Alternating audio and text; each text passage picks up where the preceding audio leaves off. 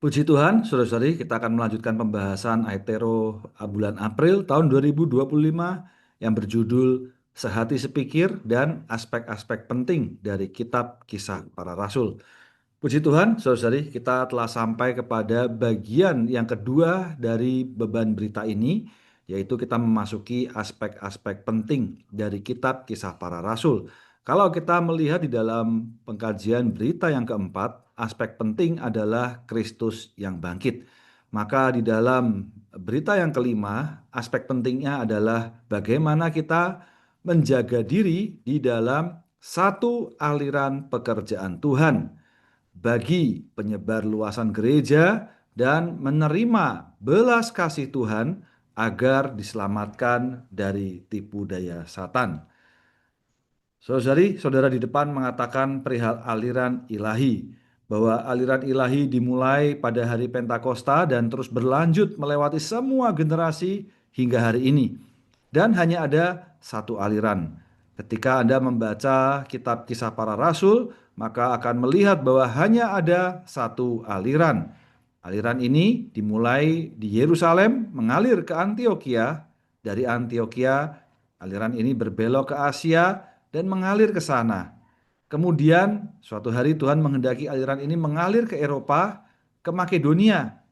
Dari Makedonia, aliran ini mengalir ke Korintus, Roma, Spanyol, dan seluruh Eropa. Ketika kita membaca sejarah gereja, kita menemukan bahwa aliran ini tidak pernah berhenti.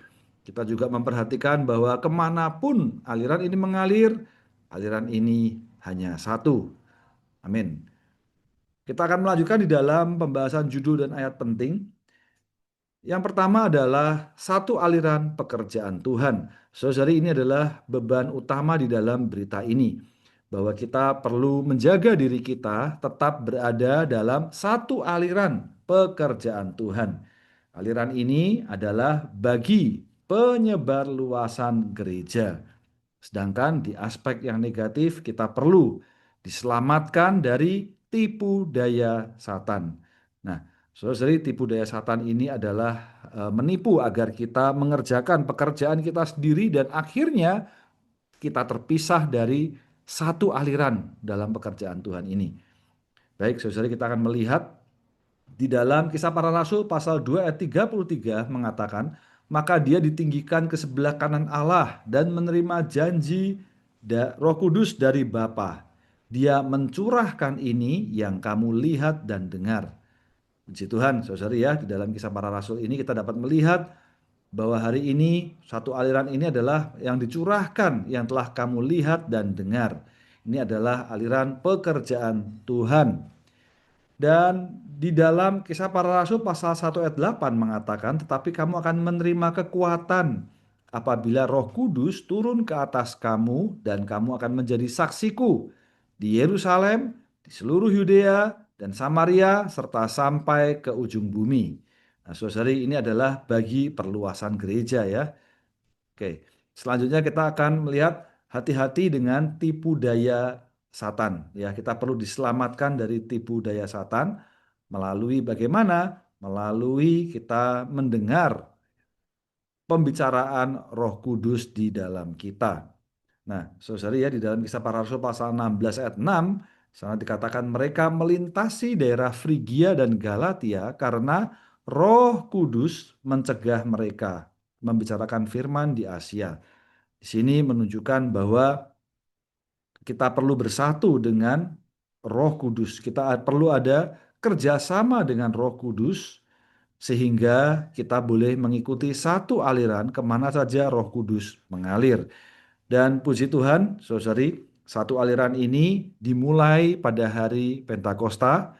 Ya, pada saat Tuhan ditinggikan, dia mencurahkan Roh Kudus kepada mereka. Saat itulah Roh Kudus akan memulai ya pekerjaan pengalirannya.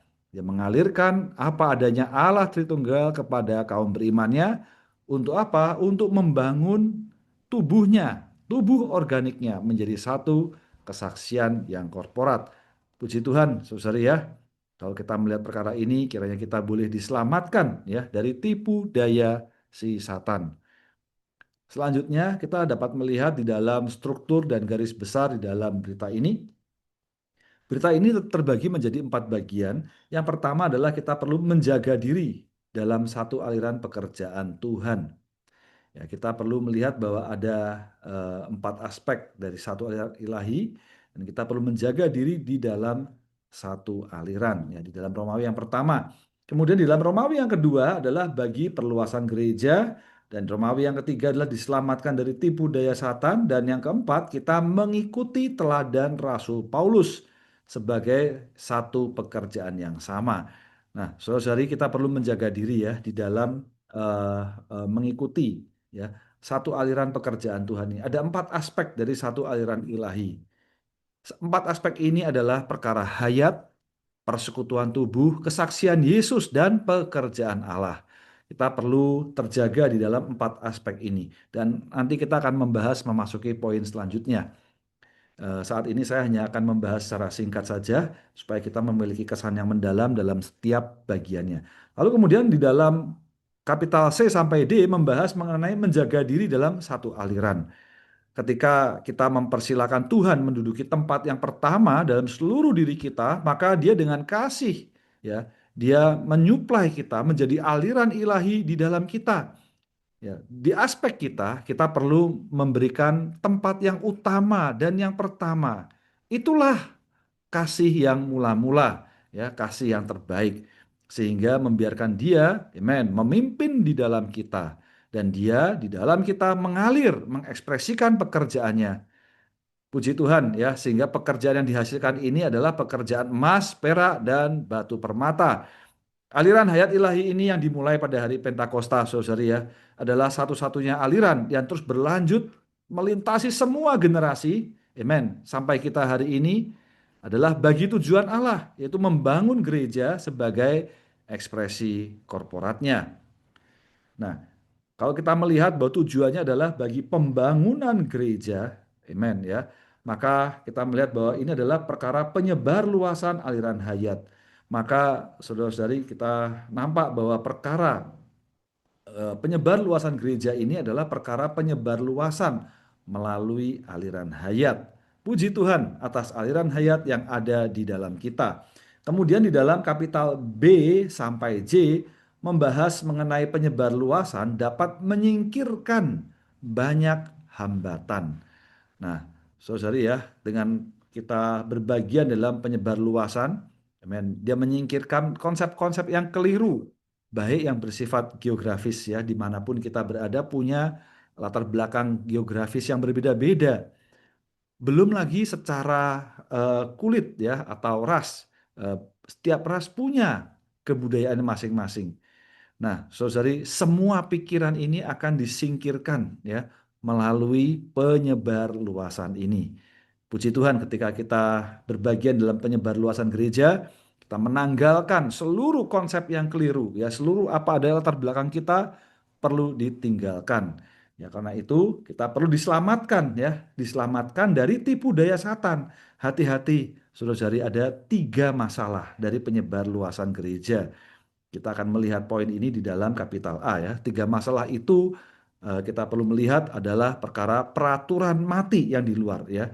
Jadi ada peraturan yang membatasi, ya, sehingga tidak bisa mengikuti roh yang di batin, ya.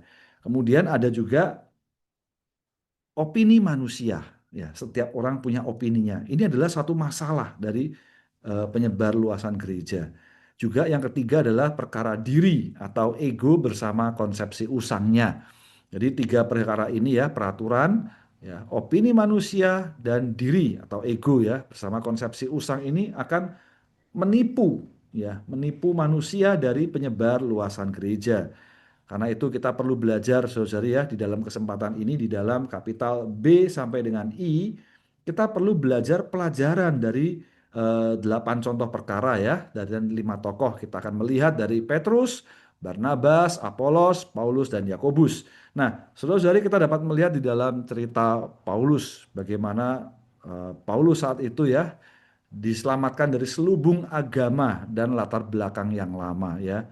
Dia masih kepada orang-orang Yahudi, ya. Tidak mudah bagi dia untuk pergi kepada bangsa bukan Yahudi. Sedangkan Barnabas ya diselamatkan dari opininya ya dan hubungan alamiahnya ya dia mengajak sepupu keponakan ya eh, dan berbagian di dalam penyebarluasan atau perluasan ya dan ini adalah perkara hubungan alamiah. Lalu perkara yang ketiga adalah perkara Apolos. Ya, dia kurang wahyu tentang ekonomi perjanjian baru Allah. Maka dia akhirnya banyak bersekutu dengan Priscilla dan Aquila. Kemudian di dalam contoh berikutnya adalah Paulus ya. Ya, ketika seorang pekerja datang ke suatu tempat untuk bekerja, tidak mudah bagi dia untuk duduk. Bahkan kalau sudah duduk atau berdiam, tidak mau bergerak. Nah, saudara-saudari kita perlu banyak belajar dari perkara ini ya. Ketika kita bekerja, sebenarnya adalah kita perlu datang kepada Tuhan, mengalami Dia sebagai perhentian kita, sebagai kekuatan kita. Ketika kita duduk mengalami perhentian, kita tidak boleh lupa untuk bergerak. Maka saudara-saudari kita perlu hati-hati dalam perkara ini ya. Kemudian tokoh yang terakhir adalah Yakobus. Hati-hati dalam percampuran yang merusak gereja ya. Dalam hal ini Yakobus di gereja di Yerusalem. Akhirnya Roh Kudus membangkitkan suatu situasi agar Paulus tidak jatuh ke dalam percampuran kondisi saat itu ya. Nah, kita perlu belajar dari 8 contoh perkara dan 5 tokoh. Ya, kiranya kita diselamatkan dari tipu daya Satan. Sebaliknya, kita perlu mengikuti teladan Rasul Paulus sebagai satu pekerjaan yang sama. Dimanapun kita berada, saudara-saudari kita di dalam satu aliran pekerjaan Tuhan dan satu pekerjaan yang sama ya. Ini adalah satu aliran juga satu pekerjaan. Di dalam Romawi 4 membahas mengenai apakah pekerjaan pemulihan Tuhan. Nah, saudara-saudari pekerjaan pemulihan Tuhan ini adalah untuk membangun gereja-gereja lokal, membangun tubuh Kristus dalam alam semesta ini. Puji Tuhan, ini adalah sasaran kita. Jadi saudara-saudari kita bukan membangun denominasi, bukan, tetapi kita hari ini adalah membangun ya tubuh Kristus di setiap lokal ya di setiap kota atau kabupaten ya dalam konteks kita hari ini.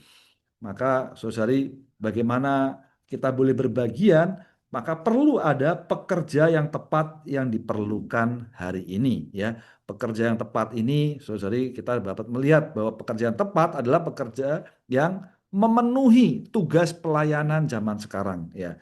Dalam zaman anugerah, amen, mengikuti, memenuhi amanat ya ministry Allah hari ini. Ya, mereka adalah sekelompok orang yang sehati sepikir yang telah ditanggulangi Allah. Dan sekerja yang lebih muda, bersedia taat belajar dengan segala kerendahan hati, menerima arahan dari saudara-saudara sekerja yang di depan. Nah, saudara-saudari sebaliknya, bukan sekerja yang menolak ya, menaati sekerja yang di depan. Bukan milik denominasi ya. Nah, saudari hati-hati ya. Kita juga bukan pengkhotbah penginjil bebas dalam denominasi. Maka saudara-saudari hari ini pekerjaan Tuhan yang ada pada kita, ya kita perlu belajar bagaimana, amen, kita hari ini mengikuti ya ministry Allah zaman ini di dalam satu arus ini, di dalam satu aliran pekerjaan Tuhan. Kiranya Anda dan saya adalah menjadi pekerja atau sekerja yang tepat hari ini dalam pemulihan Tuhan bagi perampungan kehendak hatinya. Selanjutnya kita akan masuk dalam struktur pembacaan harian ya, pembahasan hariannya. Di dalam hari yang pertama membahas mengenai satu aliran. Nah, satu aliran ini adalah bagaimana menjaga diri kita dalam satu aliran pekerjaan Tuhan ya, satu aliran pekerjaan Tuhan. Ya, nanti kita bahas ada 4 aspek dari satu aliran ilahi ini dan kita perlu menjaga diri dalam aliran ini ya. Kemudian di dalam hari yang kedua dan hari yang ketiga membahas mengenai penyebar luasan gereja ya, Amuhid ya. Bahwa ada jalan dan hambatan dari penyebar luasan gereja. Ya, penyebar luasan gereja adalah melalui aliran hayat dan penyebar luasan gereja dapat menembus banyak hambatan. Amen. Ya, kita akan melihat di dalam pembahasannya nanti. Kemudian di dalam hari yang ketiga, kita perlu berhati-hati ketika gereja memulai menyebar luas, perlu menyingkirkan hambatan-hambatan. Dan hambatan-hambatan itu adalah konsep-konsep yang keliru ya atau status alamiah. Moga Tuhan menyelamatkan kita dan kita perlu berhati-hati di hari yang keempat dan yang kelima, hati-hati terhadap tipu daya Satan. Ada 3 masalah tipu daya Satan yang membatasi ya, penyebar luasan gereja ya. Ada peraturan yang di luar, opini manusia, dan konsepsi usang ya. Kiranya Tuhan merahmati kita ya. Ini salah tulis ya, saudara, konsepsi usang. Ya. Kemudian kita perlu belajar pelajaran dari contoh perkara Petrus, Barnabas, dan Paulus. Nah, sebaliknya di dalam hari yang kelima, hati-hati, saudara ya, kesalahan Yakobus dan percampuran gereja di Yerusalem. Ya, kita akan membahas mengenai perkara ini. Ya, adanya percampuran praktek Yudaisme dan ekonomi perjanjian baru Allah. Nah, saudara-saudari, Allah ingin kita murni ya di dalam aliran ini. Ya, kita perlu belajar mengikuti ya teladan seperti yang dikatakan Rasul Paulus ya. Teladan Paulus sebagai satu pekerjaan yang sama dan kita mengerjakan pekerjaan pemulihan Tuhan dimanapun kita berada hari ini. Ya, dan bagaimana kita menjadi pekerja ya yang diperlukan hari ini. Kita akan membahas di dalam setiap bagiannya menjaga diri dalam satu aliran pekerjaan Tuhan. Ada 4 aspek dari satu aliran, saudara ya. Oke, kita dapat melihat bahwa 4 aspek aliran ini tidak lain adalah perkara hayat Allah, persekutuan tubuh Kristus, kesaksian Yesus, dan pekerjaan Allah. Ya, jadi di mana saja aliran ini mengalir, kita perlu melihat ada hayat Allah, ada persekutuan tubuh, ada kesaksian Yesus, dan ada pekerjaan Allah. Kiranya kita boleh mengamati ini di dalam pelaksanaan kehidupan gereja kita, di dalam pelaksanaan perluasan kita hari ini. Nah, di dalam 1 Yohanes pasal 1 ayat 3 mengatakan apa yang telah kami lihat dan yang dengar itu kami beritakan kepada kamu juga supaya kamu juga mempunyai persekutuan dengan kami. Dan persekutuan kami adalah persekutuan dengan Bapa dan dengan anaknya Yesus Kristus. Puji Tuhan ya. Jadi inilah apa yang kita lihat dan yang kita dengar itulah yang kita beritakan. Apa yang kita beritakan adalah mengenai persekutuan dengan Bapa. Ya, puji Tuhan ya, persekutuan dengan Bapa adalah persekutuan dengan Yesus Kristus. Inilah yang kita beritakan. Amin.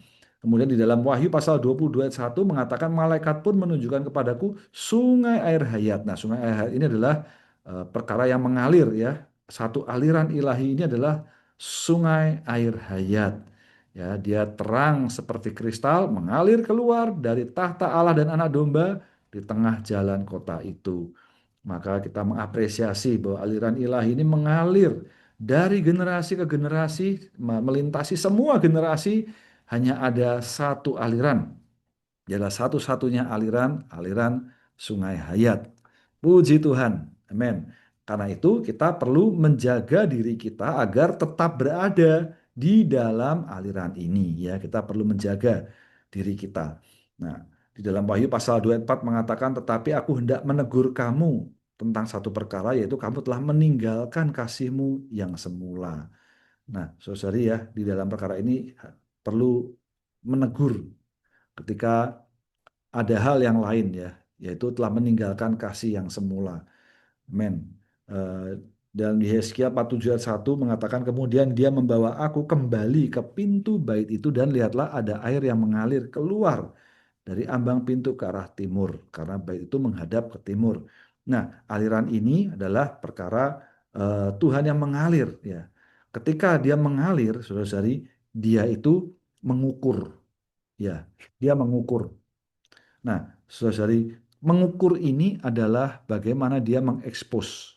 Kalau lebih dipotong, kalau kurang ditarik sehingga sesuai dengan ukuran.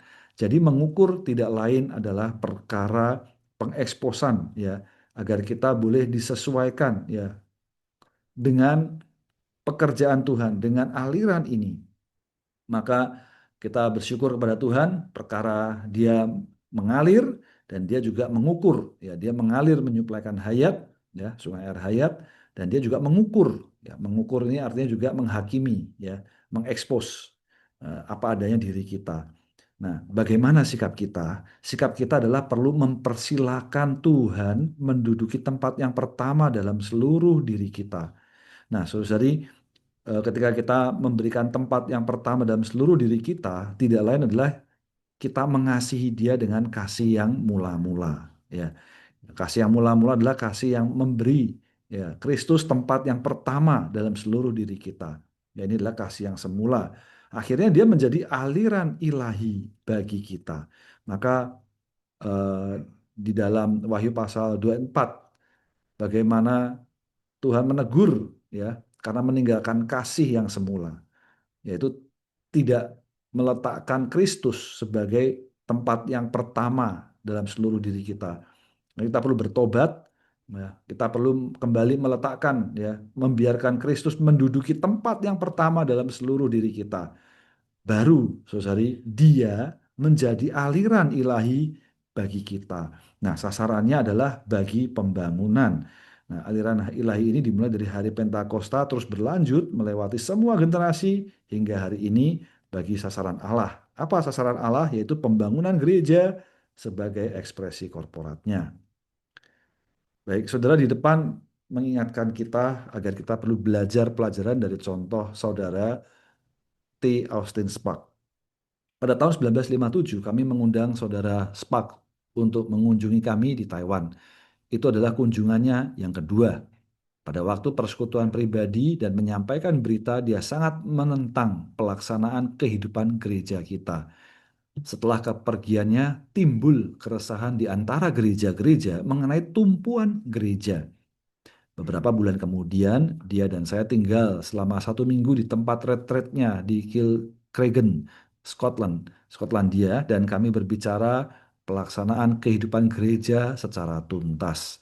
Dalam percakapan kami, dia memberitahu saya bahwa pada hari dia meninggalkan Taiwan, tepat ketika pesawat lepas landas, aliran air di dalam dirinya terputus dan tidak pernah pulih. Nah, saudari, kita perlu berhati-hati ya, kalau kita tidak di dalam aliran ini, maka aliran ini akan terputus dan tidak pernah pulih.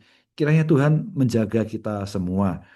Nah, kita perlu melihat jalan dan hambatan dari perkembang luasan gereja. Ya, penyebar luasan adalah melalui aliran hayat. Ya, aliran hayat ini mengalir sampai kepada seluruh bumi, ya, sampai kepada ke ujung bumi. Dan penyebar luasan ini dapat menembus dan menyingkirkan hambatan-hambatan. Nah, kita akan melihat di dalam Kisah Para Rasul pasal 1 ayat 8 mengatakan, tetapi kamu akan menerima kekuatan apabila Roh Kudus turun ke atas kamu dan kamu akan menjadi saksiku di Yerusalem, di seluruh Yudea dan Samaria sampai ke ujung bumi. Ya. Kemudian Efesus pasal 4:16 mengatakan membuat tubuh bertumbuh sampai membangun dirinya sendiri dalam kasih. Nah, saudari, kita perlu melihat bahwa hari ini bahwa prinsip dasar gereja adalah kekal, ya, dan alam semesta. Maksudnya adalah bahwa perkara gereja ini adalah perkara yang kekal sampai seterusnya, dan ini dikerjakan di seluruh alam semesta. Di alam semesta ini, amen, adalah pekerjaan gereja, adalah pekerjaan yang nilainya kekal. Maka gereja harus terus menyebar luas di bumi. Dan penyebar luasan ini adalah melalui pertumbuhan hayat dan melalui aliran hayat. Ya, dia mengalirnya hayat. Puji Tuhan, saudari ya, perkara turunnya Roh Kudus, dia boleh memenuhi kita di dalam dua aspek. Yang pertama adalah kita mengalami kepenuhan Roh Kudus sebagai hayat kita. Ya, yang kita perlukan dalam setiap hari, dia memenuhi kita hari demi hari. Dan hayat ini perlu mengalir, ya, sampai kepada ujung bumi, ya, sampai kepada dimanapun kita berada di seluruh alam semesta, kita mengalirkan hayat. Di aspek yang lain, turunnya Roh Kudus juga adalah untuk pekerjaan, ya, secara ekonomikal. Bagian yang pertama tadi adalah secara esensial, dan yang kedua adalah perkara ekonomikal untuk kuasa, untuk menerapkan, ya, kekuatan. Tujuannya adalah membangun tubuh sampai tubuh membangun dirinya sendiri dalam kasih. Amen. Ya, untuk ini kita perlu terus mengalami kepenuhan Roh Kudus. Dia memenuhi diri kita. Maka saudari, dengan demikian ya, dengan kita menerima kekuatan, otomatis kita dapat menyingkirkan hambatan-hambatan. Nah, hambatan apa? Kita dapat melihat di dalam Kisah Para Rasul pasal 8 ayat 1 mengatakan berlaku penganiayaan yang hebat terhadap gereja di Yerusalem. Maka semua murid tersebar ke seluruh Yudea dan Samaria kecuali para rasul. Kemudian di dalam pasal 8 ayat 26 sampai 27 mengatakan, tetapi malaikat Tuhan berkata kepada Filipus, katanya, bangunlah dan pergi ke sebelah selatan mengikuti jalan yang turun dari Yerusalem ke Gaza. Maka bangunlah Filipus lalu pergi. Lihatlah ada seorang Ethiopia, yaitu Sida-Sida yang berkuasa.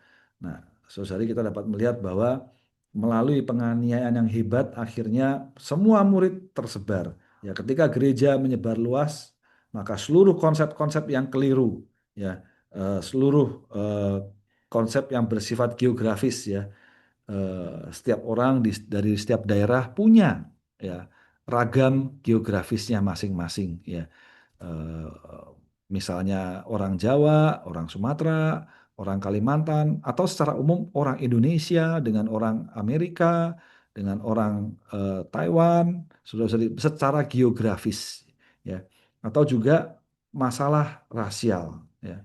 Setiap ras punya, setiap suku ya punya kebudayaannya sendiri. Ya, ini dapat disingkirkan semua hambatan-hambatan tersebut maupun yang diskriminatif, ya. Semua pikiran yang tertutup akan disingkirkan melalui penyebar luasan ini. Dan akhirnya saudari, melalui penyebar luasan inilah kita dapat melihat bahwa tubuh itu bertumbuh sampai membangun dirinya sendiri dalam kasih. Ya, melalui amen, ya, pengukuran dan eh, setiap dari kita boleh mengalami ya kasih Allah yang mengalir dan dia mengukur kita, ya, memenuhi kita dan dia akan menanggulangi kita.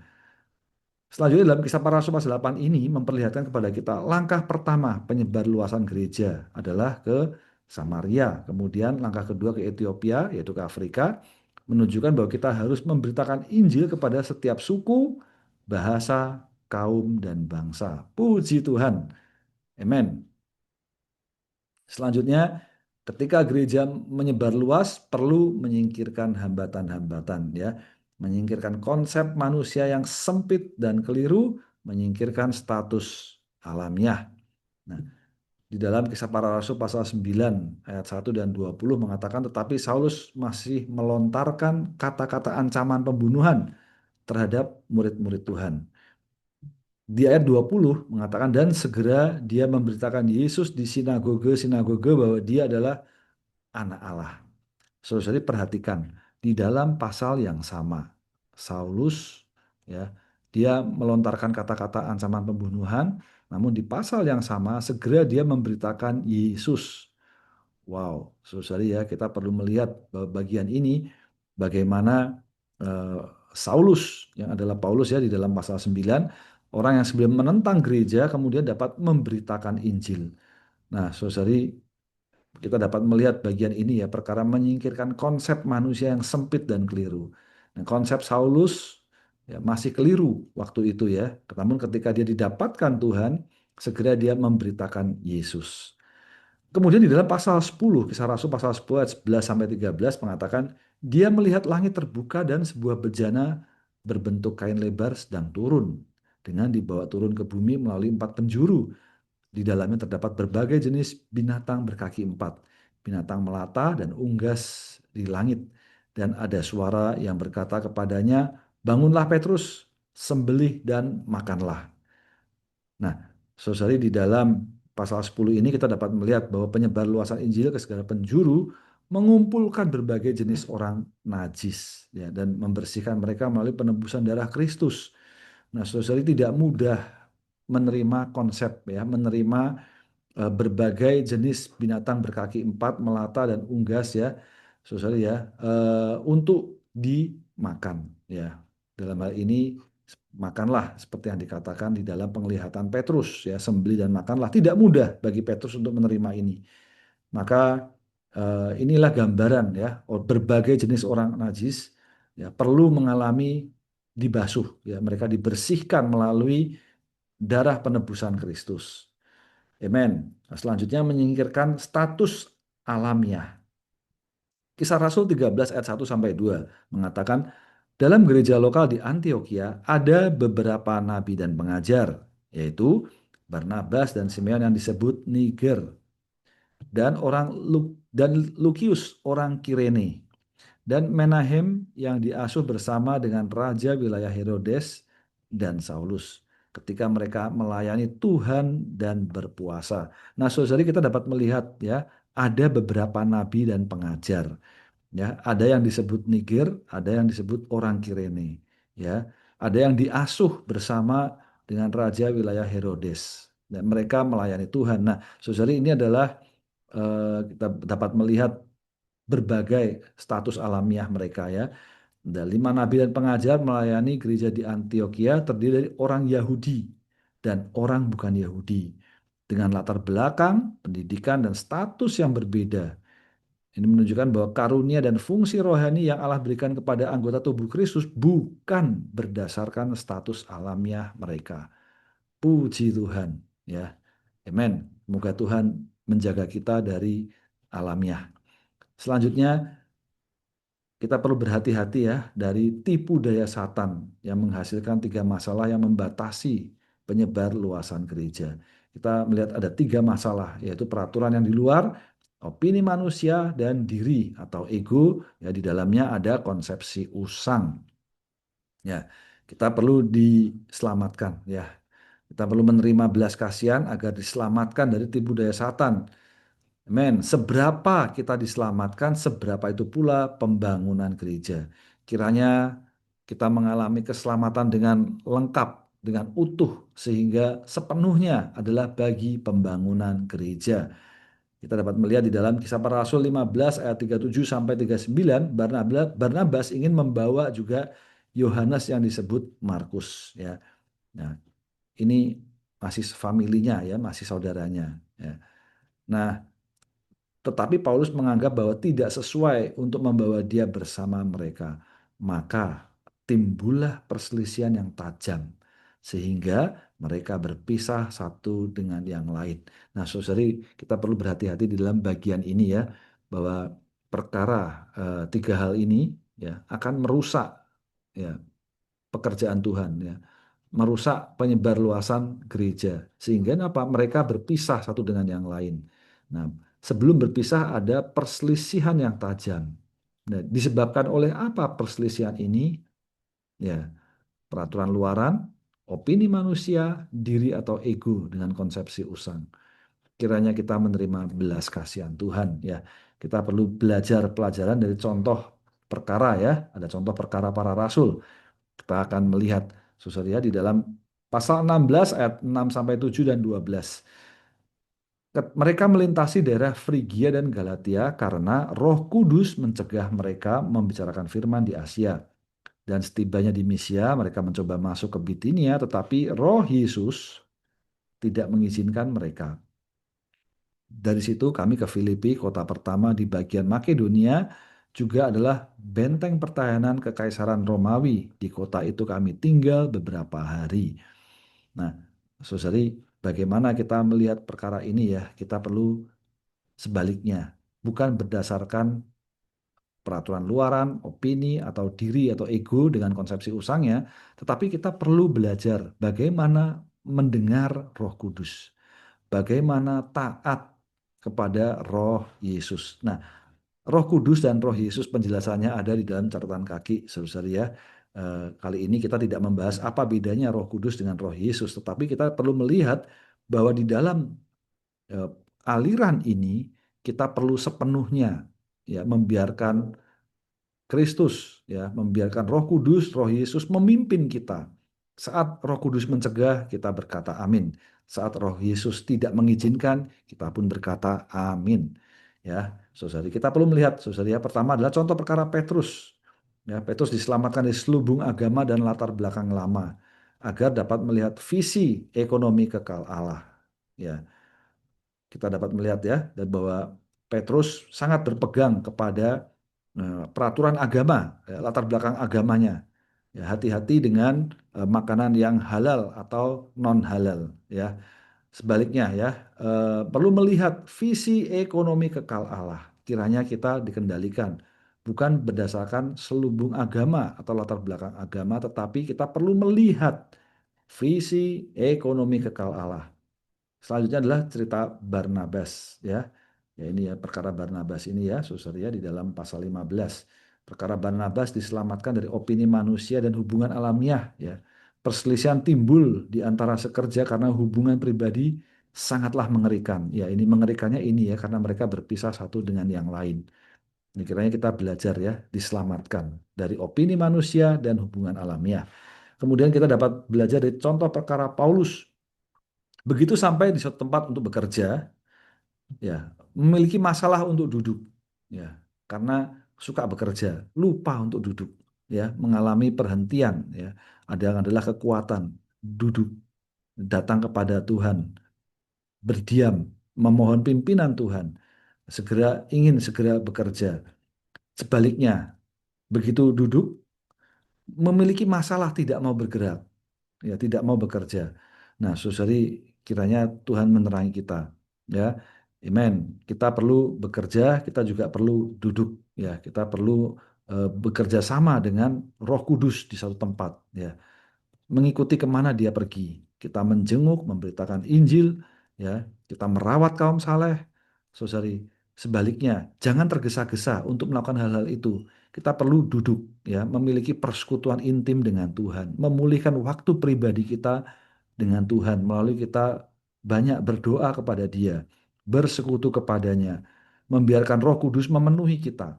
Tetapi sebaliknya, ya, kita hati-hati. Jangan kita lakukan ini terus-menerus, ya, sampai tidak mau bergerak. Nah, saudara kiranya Tuhan menerangi kita, ya. Ya, hubungan lama, perasaan lama, konsep lama membuat kita tidak dapat mengikuti pimpinan batin dari roh yang berhuni di dalam diri kita. Nah, saudari, kita perlu belajar dari dalam cerita ini ya, saudari ya di dalam cerita kitab Matius bagaimana orang Majus itu ya seharusnya setelah mendengar penjelasan dari ahli Taurat ya berdasarkan firman namun juga perlu mengalami pimpinan Roh Kudus. Saudara-saudari kita perlu dikendalikan oleh dua hal ini ya, oleh firman dan oleh Roh. Amin. Nah, selanjutnya ada tiga masalah yang dihadapi dalam penyebar luasan gereja. Yang pertama adalah kesalahan Yakobus ya, pembatasan dan pengikatan Yudaisme, masalah agama yang luaran. Ya, setelah ini kita akan melihat kesalahan Yakobus ya, saudara ya, perihal percampuran dan adanya opini manusia. Ya, opini manusia ini membuat sekerja tidak dapat sehati sepikir. Ya, dan masalah subjektif yang di dalam. Hati-hati, saudara ya, opini berlawanan dengan sehati sepikir ya, atau kesehatian. Nah, saudari, karena itu perlu membuang konsepsi yang usang. Nah, ada masalah dalam diri ada masalah dalam diri kita ya, dan penyebar luasan gereja sering menghadapi tiga ganda masalah, ya ini, tiga ganda masalah ini. Pertama adalah yang di luar, yang kedua adalah antara sekerja, ketiga adalah diri manusia sendiri dan perasaan yang usang. Ya, secara pengalaman kita dapat membuktikan hal ini, saudara ya.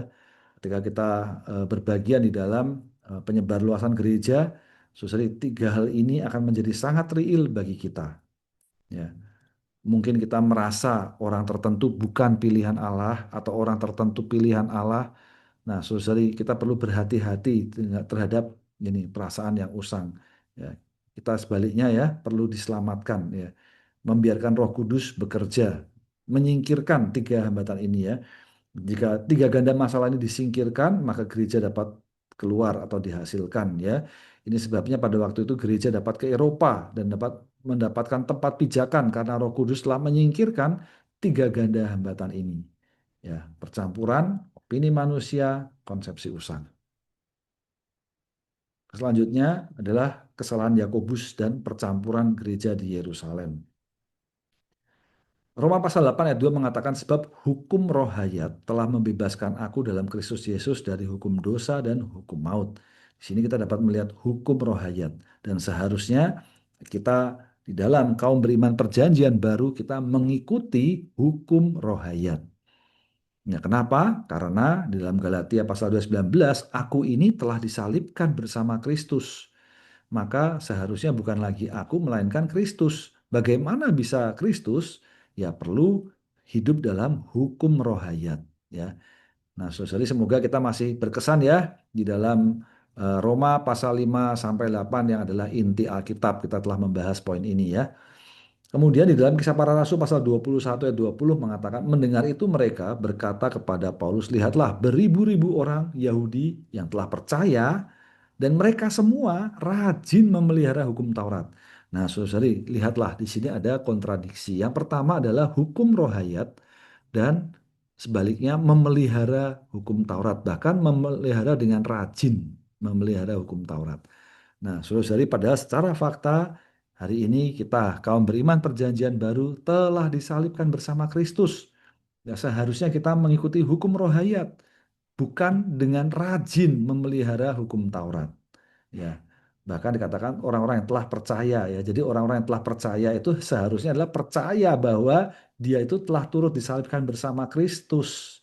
Maka di dalam orang yang percaya ini, mereka seharusnya hidup di dalam hukum rohayat. Amin ya. Nah, Nabi Yeremia berbicara bahwa hukum Taurat itu tertulis di dalam hati ya. Nah, puji Tuhan ya. Dan Rasul Paulus mengatakan hukum rohayat di dalam roh kita. Nah, namun Yakobus meninggikan hukum dalam bentuk huruf ya. Upaya diri untuk menjadi pribadi yang lebih baik berdasarkan kekuatan, upaya diri. Nah, Rasul Paulus mengatakan disalibkan bersama Kristus dan diserupakan kepada kematian Kristus. Bagaimana bisa disalibkan dan diserupakan adalah berdasarkan kuat kuasa kebangkitannya. Sedangkan Yakobus menekankan mengenai pengembangan diri. Yakobus mengingatkan untuk rajin memelihara hukum Taurat. Tetapi sebaliknya, Rasul Paulus mendorong kita untuk bergairah memperoleh Kristus, ditemukan di dalam Kristus, dan bagi kenikmatan yang penuh akan Kristus. Saudari, ini adalah kontradiksinya ya. Dan Kristus adalah dia yang ditentukan Allah sebagai hal kepada orang yang hidup dan orang mati. Jadi Kristus adalah segala sesuatu. Dialah yang ditentukan sebagai hal ya. Dialah Kristus yang al-muhid sebagai hal. Apapun yang kita perlukan, apapun kita, berbagai hal ya, sebagai semua hal. Dia adalah Kristus. Inilah Kristus yang al-muhid ya, kepada orang hidup dan orang mati. Dan Kristus adalah dia yang menghakimi dunia yang telah ditentukan Allah berdasarkan keadil benaran, dan Allah telah membangkitkan dia dari antara orang mati sebagai bukti dan jaminan. Puji Tuhan ya. Oke, kita lanjutkan kesalahan Yakobus dan percampuran gereja di Yerusalem ya. Ini ada percampuran praktek Yudaisme dengan ekonomi perjanjian baru Allah. Ya, di dalam Kisah Para Rasul pasal 21 ayat 24 ya, Yakobus berbicara kepada Paulus ya, agar membawa mereka bersama kamu, lakukanlah penyucian dirimu bersama mereka dan tanggunglah biaya mereka agar mereka dapat mencukurkan rambut mereka. Ya, ini adalah ketentuan hukum Taurat ya, saudara ya, mencukurkan rambut mereka. Maka semua orang akan tahu bahwa hal-hal yang diberitahukan kepada mereka tentang kamu sama sekali tidak benar, melainkan kamu sendiri juga bergerak hidup secara tertib dengan memelihara hukum Taurat. Oh, saudara-saudari ya, kita perlu belajar ya. Padahal Rasul Paulus berbicara, kita perlu hidup karena Kristus, karena kita telah mati ya. Banyak hal Rasul Paulus di poin sebelumnya mengingatkan kita bahwa seharusnya kehidupan kita adalah Kristus, ya, bukan dengan memelihara hukum Taurat. Namun lihatlah yang dikatakan Yakobus, ya, bahwa dikatakan bahwa hal-hal yang diberitahukan kepada mereka tentang kamu sama sekali tidak benar. Nah, kalimat ini menyatakan bahwa apa yang diajarkan Rasul Paulus semuanya tidak benar. Nah, maka saudara inilah berlawanan dengan ekonomi perjanjian baru Allah. Nah, dan pada posisi itu akhirnya, amen, ya, Roh Kudus membangkitkan suatu situasi sehingga hal ini tidak terjadi, yaitu hal apa? Yaitu perihal pencukuran rambut ya, penyucian perkara penyucian diri dan mencukuran rambut. Nah, ini tidak terjadi ya. Kemudian di dalam Ibrani pasal 10 ayat 29 mengatakan, bayangkan betapa beratnya hukuman yang akan diterima oleh siapa yang menginjak anak Allah dan menganggap darah perjanjian yang menguduskannya sebagai sesuatu yang umum, serta menghina roh anugerah. Nah, saudari, sebaliknya ya, ini berat hukuman yang diterima menginjak anak Allah, menganggap darah perjanjian yang menguduskan sesuatu yang umum, ya, menjadi awam, ya, dan menghina roh anugerah. Nah, saudari, inilah yang dilakukan, ya, dengan sebaliknya, tidak menganggap ini semua, sebaliknya dengan tertib memelihara hukum Taurat. Nah, saudari, ini adalah perkara yang keji di mata Allah, ya, perkara yang jahat. Nah, di dalam pasal 21 ayat 20 ya, mendengar itu mereka berkata kepada Paulus, lihatlah beribu-ribu orang Yahudi ya, orang Yahudi yang telah percaya, mereka semua rajin memelihara hukum Taurat. Nah, saudari, kiranya kita dapat diterangi dari bagian ini bahwa percampuran ini adalah kekejian di mata Allah. Amen ya. Semoga Tuhan menyelamatkan kita dari perkara percampuran ini. Sebaliknya, kita mengikuti teladan Paulus sebagai satu pekerja alam semesta yang sama. Dimanapun kita berada, kita mengerjakan pekerjaan yang sama. Pekerjaan apa? Yaitu pekerjaan pemulihan Tuhan. Puji Tuhan, ya. Di Efesus pasal 4 ayat 16 mengatakan, daripadanya seluruh tubuh digabungkan dan dikaitkan bersama melalui setiap sendi yang kaya suplaian, serta melalui fungsi yang ada dan kapasitas setiap bagian, membuat tubuh bertumbuh sampai membangun dirinya sendiri dalam kasih. Di sisi yang lain, Galatia 2:19b mengatakan, aku telah disalibkan bersama Kristus. Fakta bahwa hari ini kita semua telah disalibkan bersama Kristus. Maka saudari, kita perlu mengikuti ya teladan Paulus. Ya, terus mengatakan pada diri kita sendiri, ya, mengafirmasi diri bahwa hari ini aku telah disalibkan bersama Kristus. Puji Tuhan, ya, kita seharusnya mengikuti teladan Rasul Paulus, yaitu bagi tubuh yang satu-satunya itu, ya, satu tubuh Kristus, sebagai satu pekerjaan yang sama, pekerjaan alam semesta. Di seluruh alam semesta ini hanya ada satu pekerjaan, yaitu pekerjaan pembangunan tubuh Kristus. Ya, ini adalah pekerjaan pemulihan Tuhan, adalah membangun gereja-gereja lokal bagi pembangunan tubuh alam semesta Kristus. Puji Tuhan, ada tubuh yang universal diekspresikan di dalam lokal. Amen. Ya, ya, dengan demikian kita real ya, membangun tubuh sampai tubuh anggota tubuh yang lain ya membangun dirinya sendiri dalam kasih. Puji Tuhan. Berikutnya kita akan melihat pekerja yang diperlukan hari ini. Nah, saudara, kita perlu mengikuti teladan Paulus sebagai satu pekerjaan alam semesta ya. Kita dapat melihat di dalam 1 Korintus pasal 3:12 mengatakan, tetapi jika siapa membangun di atas dasar ini dengan emas, perak, batu permata, kayu, rumput kering atau jerami. Nah, saudara, kita dapat melihat bahwa siapa ini adalah para pekerja ya. Semoga kita adalah para pekerja yang diperlukan hari ini. Nah, saudara-saudari, kita akan melihat ada 4 jenis pekerja. Namun sebelumnya kita dapat melihat di dalam 1 Korintus pasal 16 ayat 10 dan 12. Di ayat 12 mengatakan, Rasul Paulus ya mengatakan, jika Timotius datang, perhatikan bahwa dia bersamamu tanpa takut, karena dia mengerjakan pekerjaan Tuhan sama seperti aku. Tentang saudara Apolos, aku telah berulang-ulang mendesaknya agar datang kepadamu bersama saudara-saudara, tetapi dia sama sekali tidak mau datang sekarang.